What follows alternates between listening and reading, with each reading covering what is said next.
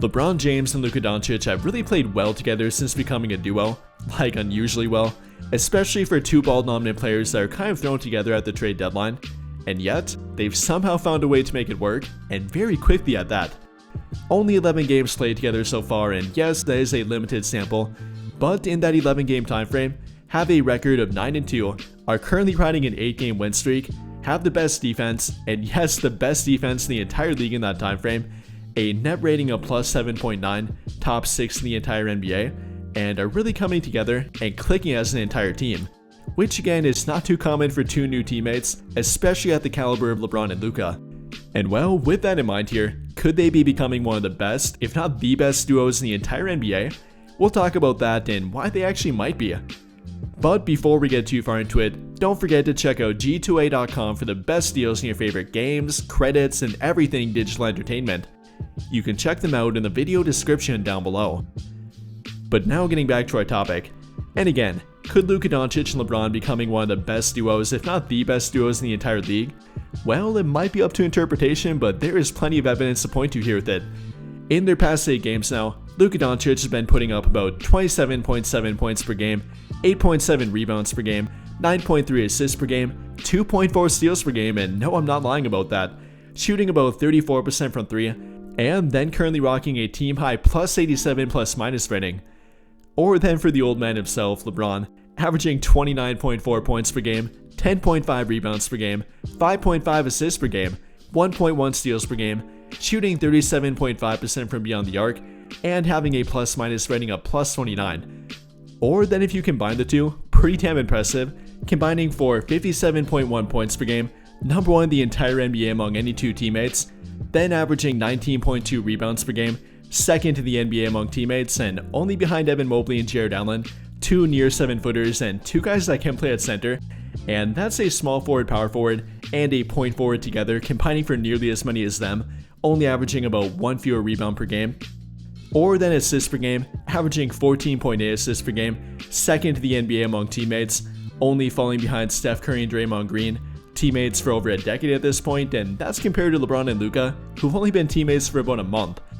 Or then even for steals per game, averaging 3.5 steals per game, top 4 in the entire NBA during that time frame, and not too bad for two guys that quote-unquote don't play defense.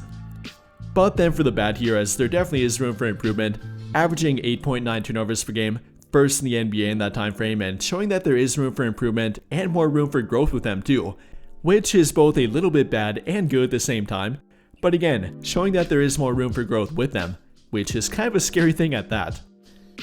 And no matter what way you want to look at it, whether you're talking about points, rebounds, assists, steals per game, whatever you want to point to here, they've been very good and arguably the best duo in the entire league, both offensively and maybe even defensively, in that 8-game time frame. Or then after that, talking about lineup data and 2-man lineup data between them, they played about 240 minutes together so far, having an offensive rating of 113.9, kind of average, and again pointing to their turnovers here and the room for growth that they do have, but then a defensive rating of 105.2, and that's absolutely elite for any two players, let alone guys that again, quote unquote, don't play defense. But for a sample here of 240 minutes together, that's showing they can play defense and even together in the same lineup. Or then finally for net rating, having a net rating of plus 8.7, very good and should and likely will only get better with time with them. So clearly, they can play with each other together and are even hearing perfect fit arguments on the court. But how have they made it work and what are they doing together on the court? Well, it might not seem like a good fit, with another ball-dominant player around LeBron kind of being a rocky fit, but they're finding a way to make it work and it's really not that complicated. For one, they obviously don't control the ball 100% of the time. LeBron's not always playing on the ball or off the ball. Same thing with Luka Doncic. They take turns and definitely attack a defense in different ways, which we are currently finding out. And for the early portion of the game, definitely more Luka Doncic. LeBron is letting Luka be their primary ball handler and initiator, especially during the first quarter. Luka has been averaging 11.9 points per game in the first quarter alone, number 1 in the entire league, and 2.9 assists per game to go with it, top 5 in the entire league, being their primary ball handler, primary initiator, and primary scoring threat to start the game, with LeBron playing more of an off-ball role and actually kind of thriving in that role too. After February 10th, LeBron's been shooting 51.1% catch-and-shoot threes, and prior to the trade, only taking about 2.8 of them per game, knocking them down at about a 38% clip, but now taking 4.1 of them per game, over a 1 catch-and-shoot 3 per game increase, and knocking them down again at a 51.1% clip. That's the Luka Doncic effect. The on-ball gravity and the attention that he draws in the court has directly led to LeBron James, and yes, LeBron James being wide open for a shot, something that he probably hasn't seen consistently for years now, if ever. And no, it's not simply LeBron standing in the corner and waiting for Luka Doncic to do his thing. It's definitely involving off-ball cuts, and then even on defense after a rebound, they immediately push the pace to cater to LeBron's preferred playstyle. And yes, that is with Luka Doncic, a guy that many say plays too slow and kind of hinders his teammates, especially a guy like LeBron who likes to play fast. But nope, that's definitely not been the case. After the February 10th debut of Luka Doncic, LeBron's been averaging 5.9 fast break points per game, number 2 in the entire NBA behind only Zach LaVine, and up from 4.7 fast break points per game prior to the trade for Luka Doncic. So again, a guy that many say plays too slow and is far too controlling for an offense has actually helped LeBron get more fast break points per game, showing that they have been playing with pace more, and Luka actually running the court himself as well, with sometimes LeBron getting the pass from Luka Doncic, but then vice versa, Luka getting the pass from LeBron James in the open court too. But then even apart from the open court or even anything about that, the attention that Luka draws on the court directly helps LeBron James, especially in the half-court setting. Not even with 3-point shooting or him getting open at the 3-point line, but with LeBron having the ball in his hands too. Now with Luka on the court with him, that actually takes a very tough matchup away from him, often the best defender on the court, and now with LeBron having the second best defender and rarely now of ever drawing a double team, that directly has helped him and will continue to help him as well. Following Luka's debut game, LeBron's been attempting 10.6 drives to the rim, the same exact amount prior to the trade for him, and now converting them at a 57% clip, up from a 54% clip prior to Luka's debut.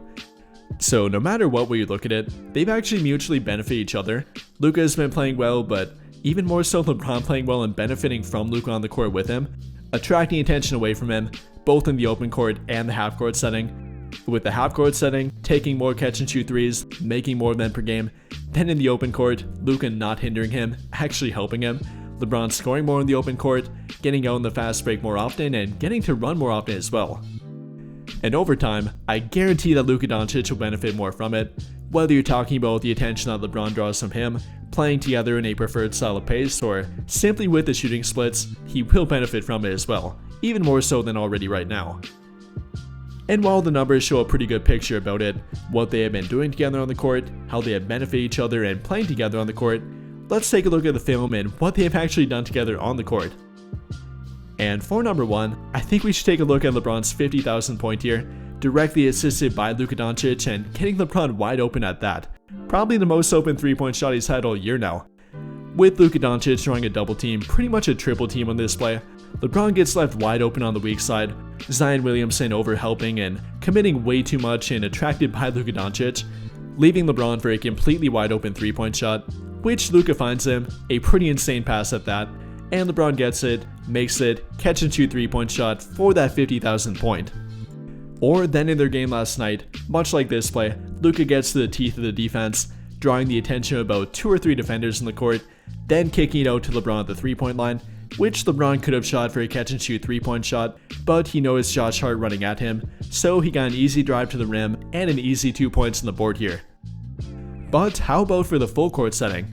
And well, here on this play, we have Jared Vanderbilt getting a steal, which ends up rolling to Luka Doncic, and you can see him look up and immediately look for LeBron James, who is already running toward the rim, pinning Cameron Payne under the rim, and LeBron eventually getting the ball from Luka Doncic, an easy bounce pass to an easy 2 points on the rim, and that's the way they look for each other, know their preferred style of play already, and already have that 2-man connection in the open court or half-court setting. But even apart from driving kick, which often will lead to a 3-point shot, or in the full court setting, Luka looking for LeBron or vice versa between them, then building good chemistry in that regard, they've actually worked well in the half-court setting and from a design play standpoint too. For example, here we have Luka Doncic initiating their offense, kind of being where Anthony Davis would be, but only a lot higher this time, And with OG Anunoby having to respect his dribbling and 3-point shooting ability, they gave a whole lot more space for LeBron to actually run the play, with Gabe Vincent coming down to set a pin down screen for him, LeBron wrapping around it, getting the pass from Luka Doncic and then curling toward the basket, getting an easy 2 points and having a ton of space on the floor to do it with.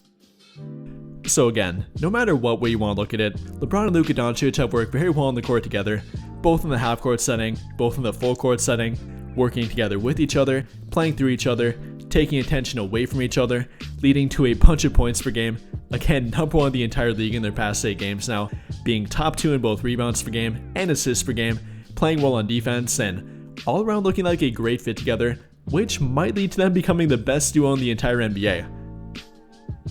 And with all of that being said, what do you guys think? What have been your early impressions between the fit of Luka Doncic and LeBron on the court together? Let me know your thoughts in the comments down below. But I think that'll pretty much do it for this one, and if you enjoyed the video, then I would greatly appreciate it if you dropped a like, subscribe to the channel if you have not already, and hit that notification bell to never miss out when I upload a video. But as always, thank you for watching and have a great day or night.